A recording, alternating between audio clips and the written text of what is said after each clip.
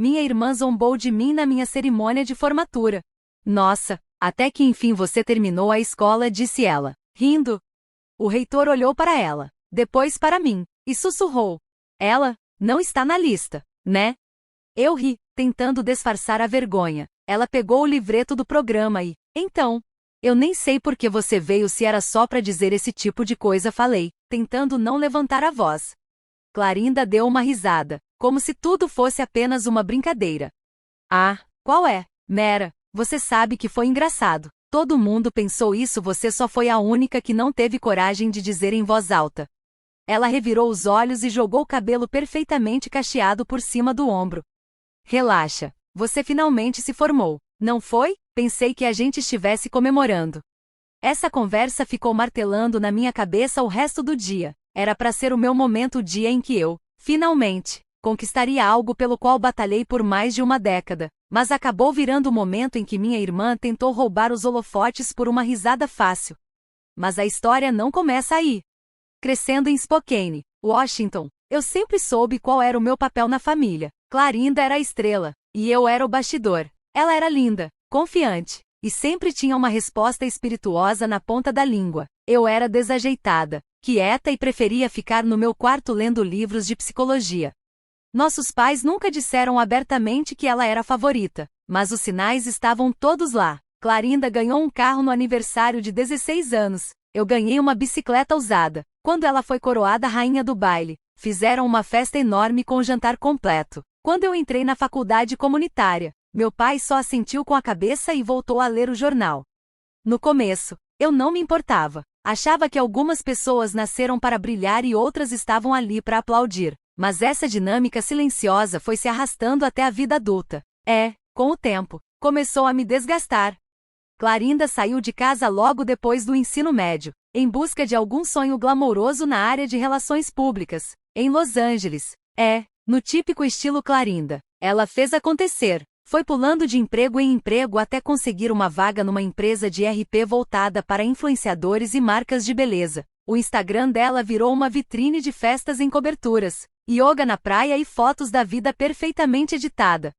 Ela voltava nas férias, geralmente trazendo presentes caros e comentários soltos sobre o quão pequena era a nossa cidade. Eu, por outro lado, fiquei em Spokane, entrei na faculdade comunitária, depois consegui transferência para Eastern Washington University, trabalhava meio período numa livraria, fazia bicos de babá nos fins de semana, e aos poucos fui montando o meu diploma. Teve semestre que só consegui pagar uma disciplina, em outros, precisei parar para juntar dinheiro. Demorei 10 anos para me formar, cada passo foi como escalar uma montanha no escuro. Quando chegou o dia da formatura, eu quase não fui, disse para mim mesma que era só uma formalidade, que não precisava de aplausos. Mas minha colega de quarto, Fallon, insistiu, disse que eu ia me arrepender se não vivesse esse momento. Meus pais disseram que tentariam ir. Clarinda, para minha surpresa, respondeu na hora. Eu não perderia isso por nada no mundo. No fim das contas, eu já estava começando a achar que você só ia se formar depois de mim, e dos meus filhos que nem nasceram ainda. Eu devia ter percebido ali. A cerimônia foi linda. Era um daqueles raros dias quentes de primavera em Spokane, especialmente para maio. Famílias lotavam as fileiras de cadeiras dobráveis no gramado da universidade, segurando câmeras e lenços de papel. Esperei na fila da formatura com meu cartão de identificação nas mãos suadas, os olhos procurando rostos conhecidos na multidão. E lá estava ela. Clarinda, com um vestido branco justíssimo e óculos de sol enormes, parada como se estivesse desfilando num tapete vermelho. Mamãe e papai estavam sentados ao lado dela, sorrindo daquele jeito educado. Clarinda acenou para mim como se eu fosse uma celebridade, ou melhor, como se ela fosse, e eu só tivesse entrado de figurante na cena dela.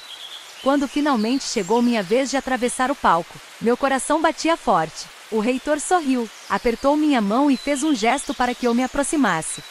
Mera Elko, bacharel em artes e psicologia. Caminhei com orgulho pelo palco e então ouvi.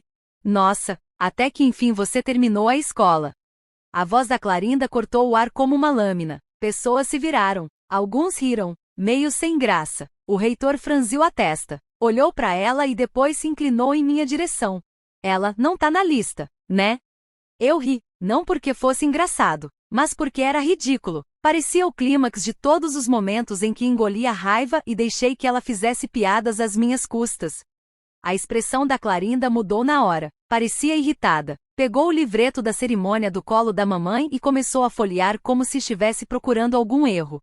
Então ela se levantou. Talvez fosse para me tirar da lista. Talvez só quisesse mais atenção. Eu realmente não sei. O que sei é que a segurança agiu. Senhora, precisamos que a senhora volte ao seu assento. Com licença, você sabe com quem está falando? Ela rebateu. Um dos seguranças nem pescou. Não está na lista. O reitor me deu uma piscadinha e passou para o próximo nome. Aquele momento foi surreal. Saí do palco com o diploma na mão, me sentindo mais leve do que tinha me sentido em anos. Era como se, finalmente, eu tivesse deixado de ser coadjuvante no filme da vida de outra pessoa. No dia seguinte, acordei com cerca de 30 mensagens de texto e 5 chamadas perdidas, a maioria de números desconhecidos. Por um instante, achei que alguém tivesse morrido. Fallon bateu na porta do meu quarto antes que eu terminasse de escovar os dentes. Você viu, né? Ver o quê? Ela me entregou o celular. Era um vídeo no TikTok, uma gravação minha atravessando o palco, exatamente no momento em que Clarinda soltou a piada dela, seguida do timing perfeito do reitor e da minha risada. Alguém na plateia filmou, colocou legendas e usou aquele áudio de palmas sarcásticas que estava em alta. Tinha mais de 600 mil visualizações. No fim do dia, já tinha batido 1,2 milhão. A seção de comentários, implacável. As pessoas estavam caindo em cima da Clarinda. Uns achavam que ela era uma ex-ressentida. Outros chamavam ela de chefona final dos irmãos invejosos. Teve gente até que marcou o Instagram dela de verdade. Não demorou muito até descobrirem quem ela era. Clarinda ficou furiosa. Ela me chamou de furiosa. Você acha isso engraçado? Você tá deixando estranhos me chamarem de psicopata. Tentei manter a calma. Clarinda, eu não postei o vídeo, e você não vai conseguir parar ele agora. Mas você não disse nada. O que você esperava que eu dissesse? Você fez exatamente o que todo mundo viu. Você nem defende a própria família. Quis dizer, e quando foi que você me defendeu? Mas não disse nada. Ela desligou antes que eu tivesse chance de responder. 2 dias depois, recebi uma carta registrada pelo correio. Fallon me entregou com as sobrancelhas arqueadas. Ela não faria isso. Fez.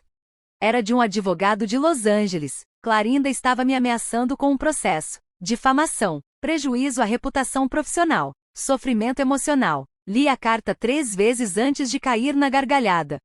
Ela realmente achou que isso ia me assustar, que eu ia recuar, que eu pediria desculpas. Por quê? Por um vídeo que eu nem postei, que nem estava sob meu controle.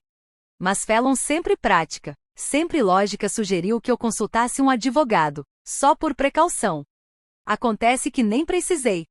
A internet, como sempre, fez o que faz de melhor. Em poucos dias, descobriram quem ela era. As clientes influenciadoras de Clarinda começaram a se afastar publicamente. Uma delas, dona de uma marca famosa de skincare, postou um story dizendo que não apoiava bullying, mesmo quando era entre familiares. Esse post viralizou mais do que o próprio vídeo. No fim, foram as ações dela que custaram caro, muito mais do que qualquer coisa que meu silêncio teria causado. E então, como se alguém tivesse apertado um botão, tudo parou. Nada mais de cartas de advogado, nada de ligações irritadas, nada de mensagens passivo-agressivas. Clarinda simplesmente sumiu. No começo, eu nem percebi. Estava ocupada demais me adaptando à vida pós-formatura, fazendo entrevistas, trabalhando meio período numa ONG de saúde mental, graças a uma indicação da Fallon, e finalmente começando a sentir um tipo de orgulho que nunca tinha sentido antes. Mas, algumas semanas depois de toda a confusão do vídeo, cheguei em casa e encontrei minha mãe sentada nos degraus da frente. Ela parecia desconfortável, não triste, exatamente, mas com aquela expressão de quem teve que devolver um presente quebrado. Falei com sua irmã, ela disse. Ela tá pensando em voltar para Spokane por um tempo. Pisquei, sem entender. Voltar? Por quê? Ela disse que é só até as coisas se acalmarem em Los Angeles. Não perguntei que coisas, eu já sabia. Mamãe me olhou como se procurasse algo no meu rosto. Meera, você podia tentar ser a pessoa maior. Essa frase de novo. A mesma de sempre, desde que eu era criança. Seja a pessoa maior. Não leve pro lado pessoal. Deixe que ela tenha o momento dela. Seja compreensiva. Ser paciente. Ficar quieta. Olhei nos olhos da minha mãe e disse a coisa mais honesta que já disse a ela. Eu fui a pessoa maior a vida inteira. Ela não discutiu. Clarinda voltou. Não de imediato, mas uns 2 meses depois que o vídeo perdeu força. Ficou hospedada no quarto de hóspedes na casa dos nossos pais e evitava sair em público. A notícia correu rápido por Spokane. Em cidades pequenas como a nossa, ninguém esquece fácil. Nos encontramos uma vez, por acaso, no supermercado. Ela estava sem maquiagem, o cabelo preso num rabo de cavalo baixo, algo que eu nunca tinha visto nela. Parecia cansada, mais velha, como uma versão dela mesma que passou anos tentando deixar para trás. Ela não disse nada quando me viu, só empurrou o carrinho dela, passou pelo meu e virou no corredor seguinte. Queria poder dizer que senti alguma satisfação, como se tivesse vencido finalmente. Mas não, foi neutro, como chegar nas últimas páginas de um livro que você foi obrigado a ler a vida toda. Paguei minhas compras, fui para casa e não contei a ninguém sobre o encontro. Em vez disso, voltei meu foco para o que estava construindo. Estava me candidatando a uma vaga de conselheira em tempo integral. Um dos diretores se lembrou do vídeo da formatura e disse: "Você manteve a calma sob pressão. É exatamente o que a gente precisa." Pela primeira vez, alguém me enxergou, não como a irmã da Clarinda, não como a calada, não como coadjuvante no espetáculo de outra pessoa, só eu. Mas a dinâmica familiar, essa ainda estava se despedaçando. As coisas em casa mudaram de forma sutil quando Clarinda voltou. Não foi de repente, nem dramático. Foi como o movimento das placas tectônicas silencioso, escondido, até que você começa a ver rachaduras nas paredes. No início, ela mal reagia, passava a maior parte do tempo na casa dos nossos pais, fazendo chamadas de vídeo do escritório e dizendo para quem perguntasse que estava dando consultoria remotamente.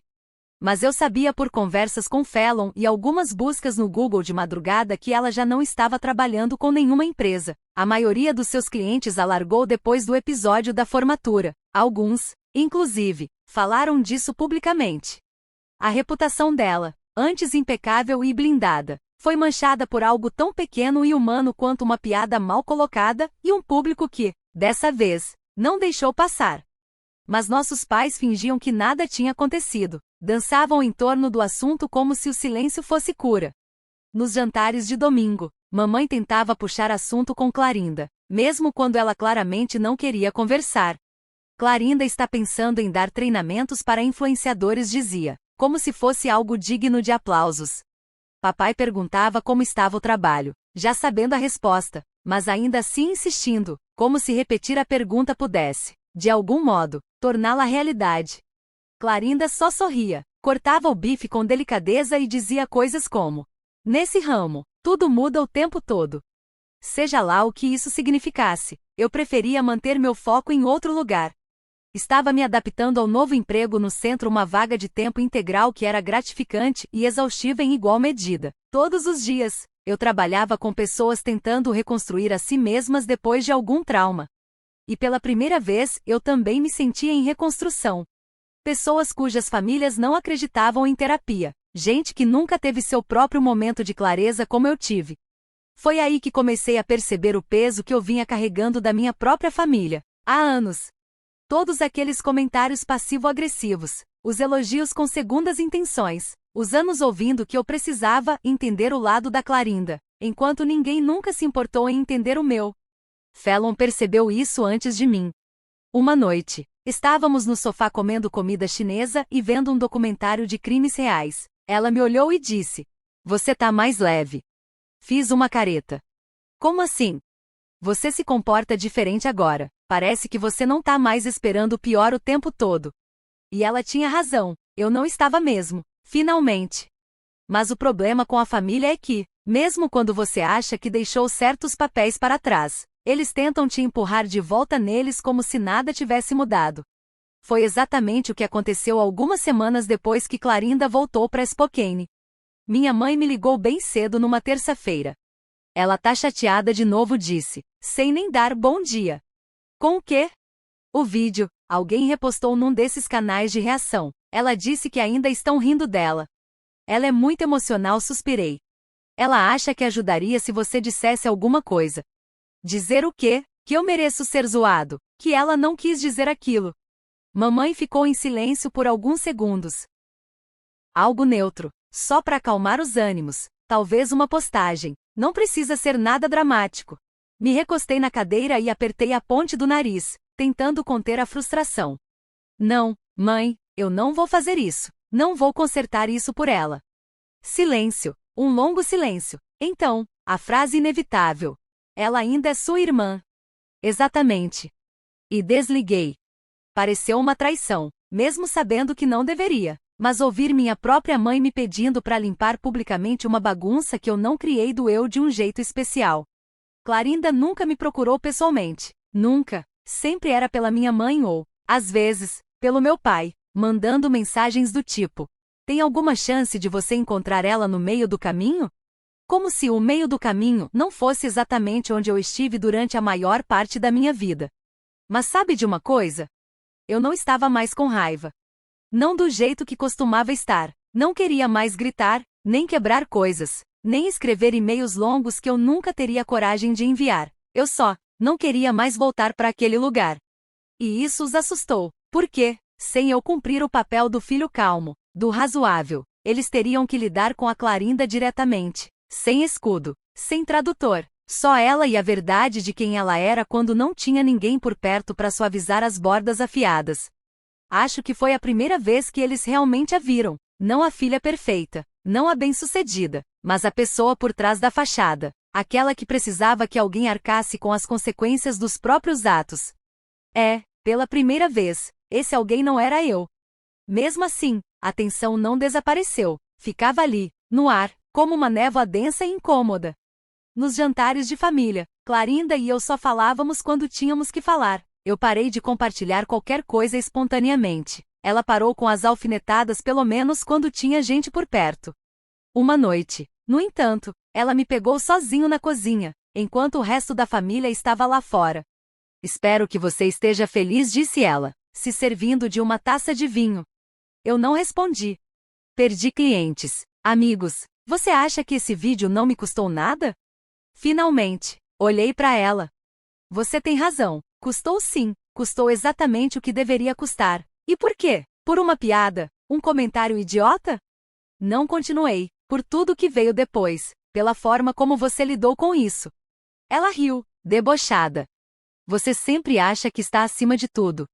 Não, eu só parei de tentar provar meu valor para pessoas que nunca fizeram questão de me enxergar de verdade. Não dissemos mais nada naquela noite. Embora eu quisesse poder dizer que foi um momento de virada de compreensão mútua, de cura, não foi. Às vezes, as coisas simplesmente não se resolvem. Às vezes, a coisa mais honesta que você pode fazer é se afastar da dinâmica que você já superou. E eu estava apenas começando a entender o que isso realmente significava. Nas semanas que seguiram, o ar entre nós ficou pesado, silencioso, mas sempre presente. Não discutíamos, não houve grandes brigas, nem portas batendo, só coexistência, civilizada, fria, cautelosa. Clarinda ainda morava com nossos pais. Eles tentavam fingir que tudo estava como antes, o que, ironicamente, só deixava tudo mais desconfortável. Ela voltou a aceitar alguns trabalhos como freelancer, coisas pequenas, clientes iniciantes, marcas sem equipe de comunicação, do tipo que não fazia muitas perguntas e pagava mais com visibilidade do que com dinheiro. Fiquei sabendo disso, como sempre, pela minha mãe. Clarinda não me contou nada diretamente. Na verdade, desde aquela conversa na cozinha, não tivemos mais nenhuma conversa de verdade. Enquanto isso, eu segui com minha vida, continuei trabalhando no centro, fazendo mais sessões de terapia em grupo, principalmente com mulheres enfrentando dinâmicas familiares tóxicas. Engraçado, né? Histórias que soavam perigosamente parecidas com a minha. Irmãs manipuladoras, pais que se mantinham em silêncio, e a exaustão de ser o único a reconhecer a disfunção dentro da própria casa. Cada sessão era como um espelho. Eu não estava só ajudando aquelas mulheres, eu também estava me enxergando, de verdade, pela primeira vez. E o que eu vi foi alguém que passou a vida tentando ser agradável, aceitável, querido, especialmente para pessoas que só gostavam da versão de mim que sabia ficar em silêncio. E agora que eu não era mais essa pessoa, eu sentia a distância crescendo. Não só com Clarinda, com a minha mãe, com meu pai, com toda a imagem de família que me venderam desde que eu era criança. Fallon também notou. Você tá bem? Ela perguntou uma noite, enquanto dividíamos meio litro de sorvete no sofá. Respondi, no automático. Depois de alguns segundos, não, na verdade não. Ela não insistiu, só ficou ali do meu lado, colher na mão, esperando eu continuar. Acho que eles não me conhecem de verdade, falei. Finalmente, não a pessoa que eu sou agora, talvez nem quem eu sempre fui. Fallon assentiu, devagar. Isso é difícil, porque a gente cresce acreditando que a família vê a gente, que, mesmo quando o mundo não vê, eles veem. Mas a minha família sempre me enxergou através da sombra de Clarinda, e agora que eu tinha saído disso, eles não sabiam o que fazer comigo. Não procurei Clarinda depois da conversa na cozinha, não pedi desculpas, não perguntei como ela estava, não fingi que estava tudo bem. E esse silêncio deve ter mexido com ela, porque uma manhã acordei com uma mensagem de texto. Clarinda, podemos conversar? Fiquei olhando para aquela tela por um bom tempo, queria acreditar que era um gesto de paz, que talvez, só talvez, ela tivesse refletido, que tivesse percebido o quanto de dano foi causado. Mas eu já estive nesse lugar antes. Todas as nossas conversas terminavam do mesmo jeito, comigo me curvando, pedindo desculpas, absorvendo tudo. Ela sempre saía leve, e eu ficava com o peso. Mesmo assim, respondi, sobre o quê? Ela não respondeu por horas, até que, finalmente, veio. Clarinda, não sei, acho que, tudo. Disse que topava encontrá-la para um café. Quando contei para Fallon, ela soltou um suspiro. Tem certeza? Não admiti, mas eu preciso saber se alguma coisa realmente mudou, ou se é só mais do mesmo. Nos encontramos num café pequeno perto do Parque Manitó. Cheguei cedo, pedi um café preto e esperei. Ela entrou usando óculos escuros mesmo com o céu nublado e pediu um matcha latte. Algumas coisas nunca mudam. Sentou-se à minha frente. Com cuidado, tirou a proteção da xícara e, só então, falou. Eu não achei que o vídeo fosse viralizar. É o que vídeos virais fazem, respondi. Achei que fosse só uma brincadeira, uma provocação leve. Você sempre levou tudo tão a sério. Lá estava, o mesmo roteiro de sempre. Não respondi. Clarinda suspirou e se recostou na cadeira. Não estou aqui para brigar. Então por que está aqui? Não sei, acho que pensei que talvez a gente pudesse recomeçar. Quase ri. Recomeçar? Tipo desligar e ligar de novo? Como se a nossa história fosse só uma conexão ruim. Não acho que funcione assim, disse, com calma. Ela desviou o olhar para a janela, ficou traçando a borda da xícara com o dedo. Depois de um tempo, murmurou. Você sempre foi o bonzinho, mesmo quando te tratavam como se você não fosse. Você nunca revidava, só ficava ali, esperando. Eu não estava esperando, falei, eu estava sobrevivendo. Ela me olhou, havia algo nos olhos dela, talvez um lampejo de reconhecimento, talvez culpa. A mamãe e o papai sempre esperaram que você consertasse tudo, que mantivesse as coisas normais. Você era cola. Respondi, e agora eu estou cansado. Ficamos em silêncio. Pessoas iam e vinham. O som da máquina de expresso e a música ambiente preenchiam o espaço entre nós. Eu não sou boa nisso, disse ela. Finalmente. Eu sei. Ela soltou uma risada curta, meio amarga. Claro que sabe. Pela primeira vez, eu não senti que devia a ela nenhum conforto. Não estendi a mão, não suavizei as palavras, simplesmente deixei que existissem. Eu não tô pedindo que tudo fique perfeito, disse ela. Só não quero que continue assim para sempre. Tomei um gole do meu café. Então me mostra que é diferente. Ela assentiu devagar, como alguém que percebe, enfim, que a prova não era de múltipla escolha, era uma dissertação longa, e ela nem tinha começado a ler. Quando nos levantamos para ir embora, ela hesitou. Quer dar uma volta? Pensei naquilo, em quantas vezes já tínhamos andado juntas quando éramos crianças, lado a lado, ela descrevendo o mundo como se tudo fosse dela e eu apenas acenando, acompanhando. Hoje não respondi. Ela não pareceu surpresa. Certo. E foi isso, pelo menos por aquele dia. Ela voltou para o carro, eu segui na direção oposta, nem com raiva, nem triste, apenas confiante. Nos meses seguintes, mantive distância, não por mágoa, por amor próprio. Algo em mim mudou depois daquele encontro. Clarinda, por outro lado, não mudou, não de verdade. Ela apenas perdeu o suficiente para perceber que estava sozinha, e agora queria um atalho para voltar a ser o centro de tudo, aquela em torno da qual todos orbitavam. Mas eu não seria puxada de volta para a gravidade dela. E o mais curioso, quando parei de aparecer para consertar tudo, as rachaduras ficaram impossíveis de ignorar.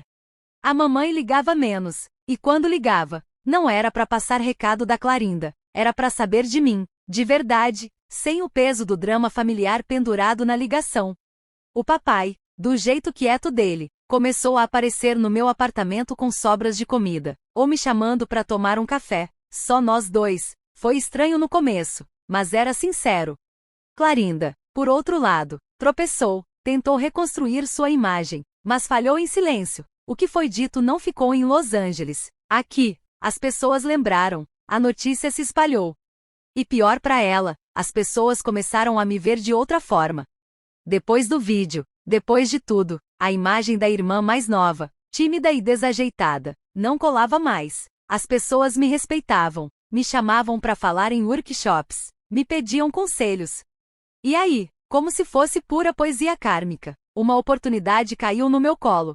Uma das ex-clientes da Clarinda, uma marca de bem-estar que ela abandonou. Quando tudo desandou, entrou em contato comigo através do centro de aconselhamento. Estavam lançando uma iniciativa de saúde mental e queriam alguém autêntico para ajudar no projeto.